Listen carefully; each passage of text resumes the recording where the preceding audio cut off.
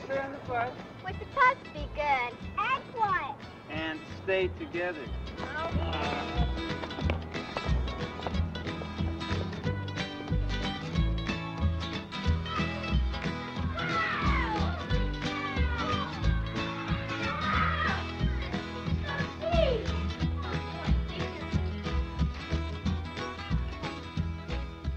Gee, what's that?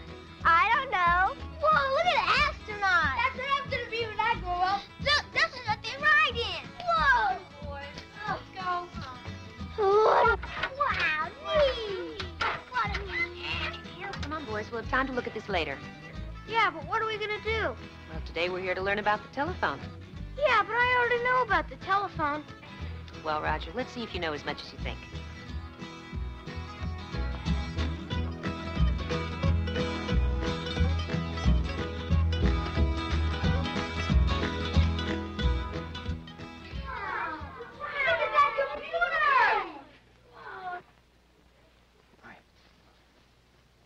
Boys and girls, this is Mr. Richards. Hi, kids. Hi. Mr. Richards is going to help us learn about the telephone today.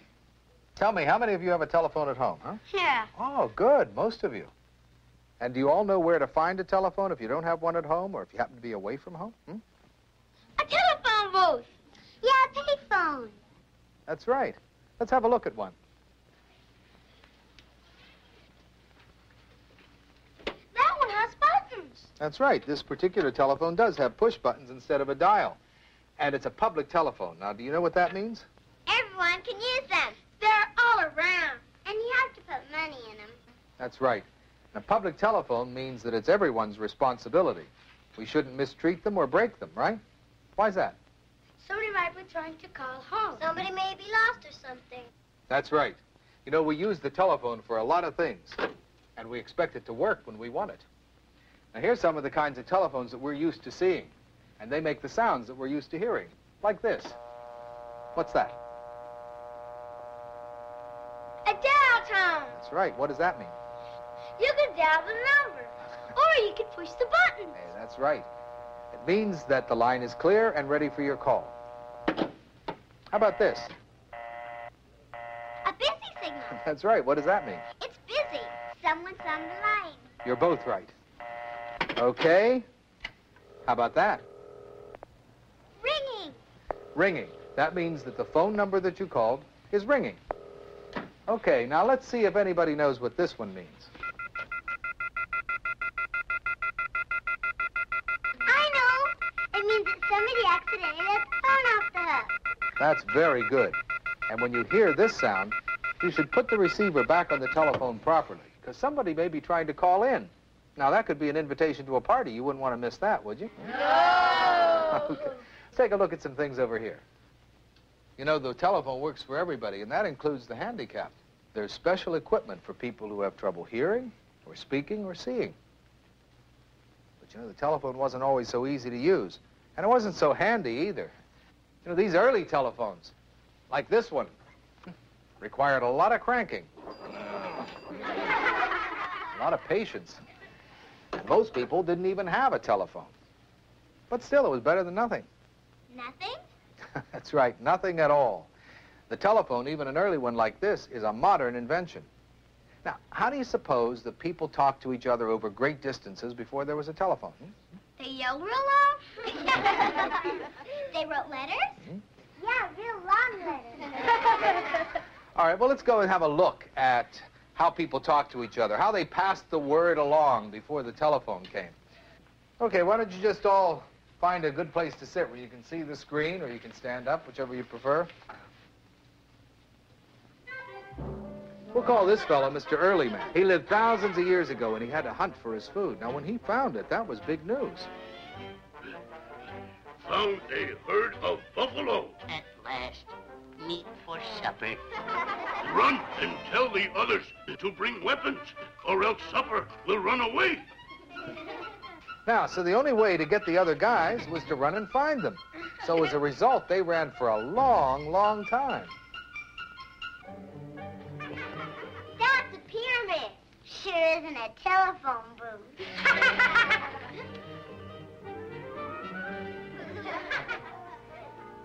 You know, it took a runner 2 days to bring the news of a great military victory. 2 days. So to speed things up, early man jumped on a horse and stayed on horseback for a very, very long time.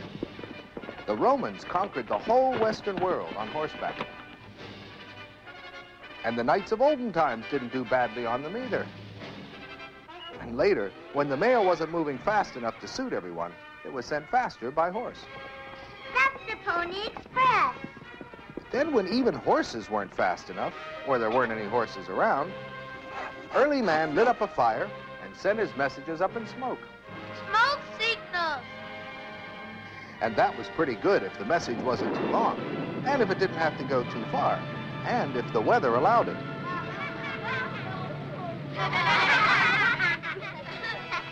He learned to use flashing signals when the sun was shining, and then later, blinking lights when it was dark.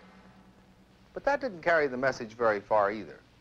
And then about 150 years ago, a new invention speeded things up and sent messages much further. What's that funny noise? It sounds like a cricket. It's a telegraph. That's right, it's a telegraph, and it does sound like a cricket. It was invented by Samuel Morse, and it sent coded messages over an electrical wire. What's the coded message? That's a good question. The code, which is called the Morse code, is a series of different length clicks for different letters. 3 short ones for S, or 2 long ones and a short one for G, and so on. That meant you really had to know how to spell. Don't worry, Chris. You can always use the phone. Very funny, Seth. The first message ever sent went out over 40 miles of wire, and it said, "What hath God wrought?" Well, that was a fine invention, a wonderful one, but it was still not the same as a real conversation. For that, there had to be an actual telephone. So about 100 years ago, Alexander Graham Bell invented one. He began his work by trying to improve the education of deaf people, and he learned that he could send sounds by electrical waves. Electric waves? You mean like waves in the ocean? Well, something like that. Let me show you what I mean.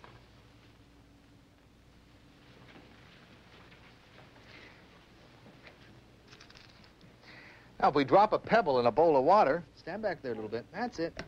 See how it forms waves? Yeah. Well, sound travels something like that. Different sounds make different waves, and our ears pick up the waves. Now, this display shows how we hear things and how we tell the difference between different sounds. Let's push this button. See how the different sounds here are heard in different parts of the ear? But I don't understand how the waves know where to go. Yeah, how did they get to the right place? Well, let's go back over to the screen, huh?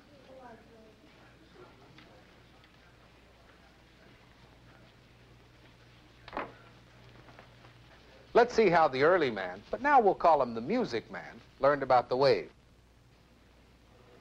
You see, all sound moves the air in a series of waves, like the bowl of water. What waves? I don't see any waves. Look, you see how the string moves back and forth and sets up vibrations? But where are the waves? Well, you can't really see sound waves, but if you could, they'd look something like this. Different notes make different waves, just as we saw on the display board before. A low note makes a different wave than a high note. A right note. A wrong note. Rudolph, that's the wrong note. Now, people's voices make sound waves, too, and different voices make different waves. That's how we recognize voices. Who said that? When we talk, the air moves up from our lungs and across our vocal cords. Hey, Rudolph! Now, the vocal cords vibrate and send sound waves out of our mouths Hey! Hey! and then stir up more sound waves in the air. And when they reach someone's ear, they rattle the drum. What drum? I don't see any drum. The eardrum. That's right, the eardrum. It moves back and forth, and it hears the sounds that other people make. But how do the waves get to the thin telephone wire? Now, that's a very good question, and we're coming to that. When our voice sound waves flow into the telephone, the sound waves are changed into electrical signals that flash through the wires just like that. Well, let's take a closer look at what really happens. Rudolph! The sound waves that come from our mouths go into the mouthpiece of the telephone. And these waves make electrical signals, some stronger than others and some weaker. Just like Morse code? Well, not exactly. The Morse code signals are longer and shorter, not weaker and stronger. But that's the right idea. The same way the sound waves work on the drum, that is the eardrum, the sound waves vibrate a little metal part in the mouthpiece that sends an electrical signal through the telephone line that vibrates another metal part in the receiver in the phone on the other end of the line. And those vibrations make the same sound waves that went into the mouthpiece. And when a wrong note goes into the phone, it's just as wrong when it comes out. Rudolph! I said that's the wrong note. Rudolph! Boys, don't fool around with that telephone. We're not. Ooh. Look what happens when I yell on the telephone. What does happen when you yell? It doesn't even look like my regular voice. People might not even know it was you. Yeah. Or they might not understand you. No one does anyway. Children? Well, what this does tell us is that there's a right way to use the telephone and a wrong way. Let's have Mr. Earlyman and some of his circus friends tell us about how to use the telephone and how not to use it.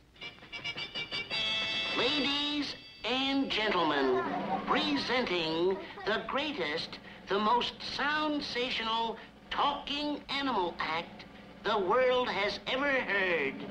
Introducing the lion and the mynah bird. Miss Myrtle Minor Bird speaking. How are you? Please don't roar at me. He didn't need to roar, did he? But how would she know it was a lion? He could have told her. Yes, he could have told her. But she knew who it was. She just didn't know what he said because he was roaring. Just speak into the telephone in a normal voice and right into the mouthpiece. I'm sorry, Myrtle. And now, another important part of using the telephone is dialing. Of course, if you have a push-button phone, it's very important that you push the buttons one at a time in the proper order. But ours has a dial. Well, let's see if Mr. Earlyman and a couple of his friends can show us something about that. Presenting the impatient squirrel and the sleepy bear. See how carefully the little squirrel's dialing the phone? All the way around to the finger stop, and then let it go back by itself. Each number, all the way. The numbers register only when the dial is going back by itself. After the number is dialed, clear over to the finger stop.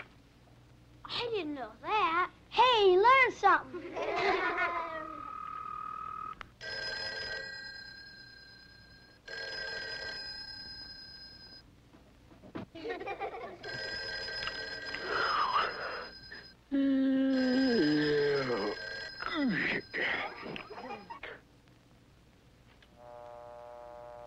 Hello?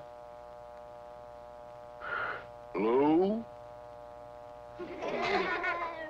Now I wonder who that was.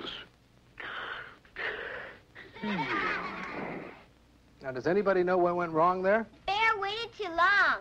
The squirrel should let it ring longer. I let it ring long enough. He should have known bears sleep a lot. Wait. Now, you're all right. You should answer the telephone as quickly as possible. And when you call someone, you should let the phone ring a while. 6 rings or so. You see, they're both disappointed. And now, the preposterous pachyderms. In other words, elephants. So like I said, I wanted to invite you to a party. Smarty? Who are you calling a smarty? No, I said I'm giving a party at my house. Mouse? Don't you call me a mouse. Hello? Now, does anybody know what went wrong there? The second elephant was a grouch. The elephant was talking with his mouth full. No one could understand him. I understood him. Yeah, 'cause you talk that way, too. Because his mouth was full, the second elephant couldn't understand him. You have to talk clearly. Then the phone can work for you. And now, for our grand finale, the gossipy piggy and the fed-up fox. Well, guess who was there? Betty. So I said to her, well, how is it every time I go to a sale, I run into you? It's just the funniest thing. Oh. Excuse me, lady, but I've been waiting to make an important call for 25 minutes. But I simply must tell Irma about my new hat. Well, now, as I was saying before I was interrupted, there was this beautiful new straw hat with a polka dot ribbon. Ooh. Now, what have we learned so far? Not to hog the phone. And to talk clearly. Without food in your mouth. Good. Anything else? Not to roar on the phone unless you're lying. Just talk in a normal voice. Anything else? Let the phone ring longer. Good. Anything else? How to dial? Okay, good. Now, before we can do any of these things, what else do we need? A phone. Aha, yes, we do need a telephone. What else? How about a number to dial? Huh? Yeah. Okay. Now, how do we get a number? Someone tells us, like a friend or something. Okay, how else? We call and find out. Well, now, if we called directory assistance every time we needed a number, what do you suppose would happen? We'd wear it out. Well, not exactly. But it does take people to give us directory assistance. And the more assistance we ask for, the more people it takes. We can look up numbers in the phone book. Ah, good. That's what we should do. Now, how do we look up numbers in the phone book? Oh, well, does everybody here know the alphabet? Yeah. Okay, that's good, because the numbers in the telephone book are listed alphabetically. Now, suppose we had two names, Martin and Wakely. Which one would come first? Martin. That's right, because M comes before W. Now, suppose Mr. Martin's first name were Robert. Let's ask the alphabet man to show us how his name would be listed.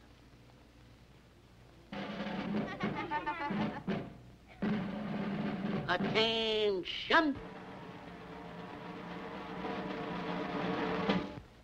Robert Martin, front and center. Telephone book formation. Watch now. Last names come first in the telephone book. Now, suppose we had a Raymond Martin. Let's see where he would be listed. Since both last names are the same, you would look to the first names. A comes before O, so Raymond would be listed first. Yeah. It's all alphabetical. If the first letters are the same, you go to the second letters. If they're the same, you go to the third letter, and so on. Raymond Martin, telephone book formation.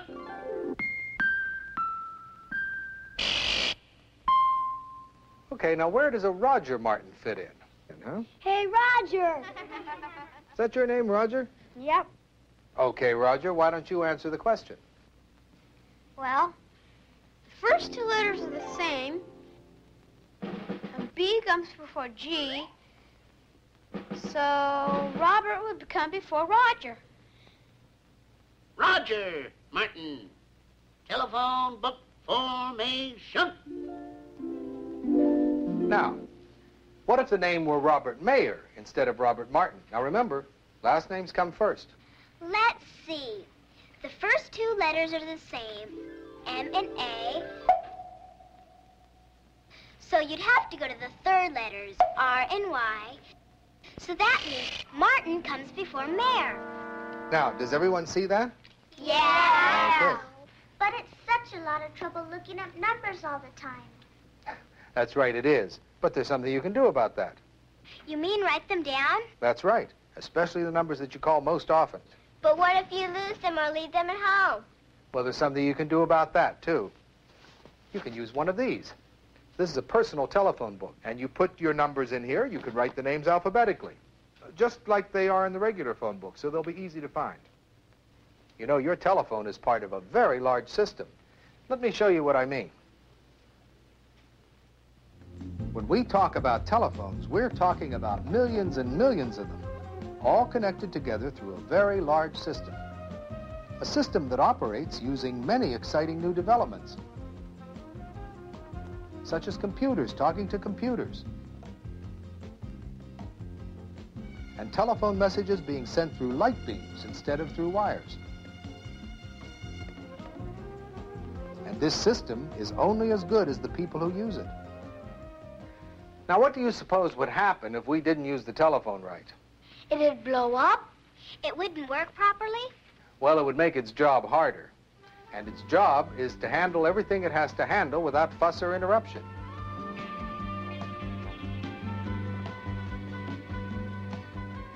You know, the telephone has to be dependable because we count on it. Now, do you think that the telephone could do its job if everybody tied up the lines all the time, or made wrong calls because they didn't dial right, or talked too long, or any of the other things that waste time on the telephone? No. So we agree that if you're old enough to use the telephone, you're old enough to use it properly. Yeah. And we all have to do our part, don't we? Yeah. And that's just to keep the telephone system doing its regular job. But it has another job, an important job. Let me show you.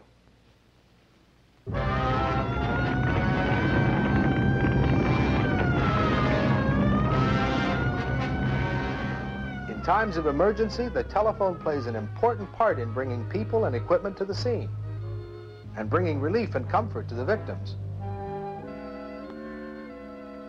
It has to do this while it's doing its normal job for us on our own phones. The telephone system is a very big one, and it's important to all of us. Important enough for us to learn to use it correctly, especially in an emergency. Now, let's say you had an emergency. Would you know how to get help? Call your mom. Call the police. Call the fire department. And depending upon what kind of an emergency it is, the numbers are usually listed in the front of your telephone book. What if you can't find the book? That's why it's a good idea to have a personal telephone book handy. Now, in some areas, there is a special number for emergencies. Do you know what that is? Anybody? I wonder. It's 911. Oh, yeah, I remember. Yeah. Now, how would you find out if 911 is the number you should use on your telephone? Look in the telephone book. Ask your mother or your teacher. Okay. Now, if 911 is your emergency number, this is the way that you dial it. 911. Or if you have a push-button phone, you do it this way. 911. Now, what if 911 is not your emergency number, and if you don't have a telephone book handy, what then? Okay? Call the operator. The operator can help, but only if you give all the right information. Like if it's a fire or robbery or something. And your address so they'll know where to go. And the city or town where you live. Anything else? And your name. That too. And also the telephone number that you're calling from.